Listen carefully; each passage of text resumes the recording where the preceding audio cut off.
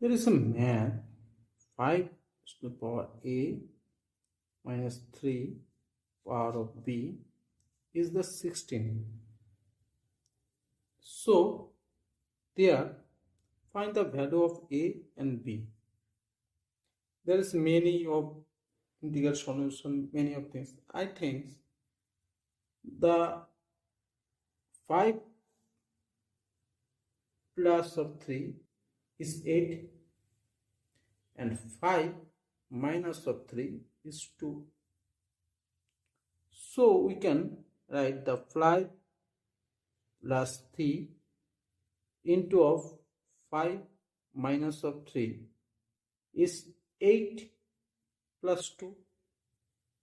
Sorry, 8 into 2, and this is the 16. So this is the 16, and so this the a plus b and a minus b. So their formula is 5 square and 3 square. This is the 16, and this is the similarly we can write of this. So we can write the a value is 2 and b value is 2.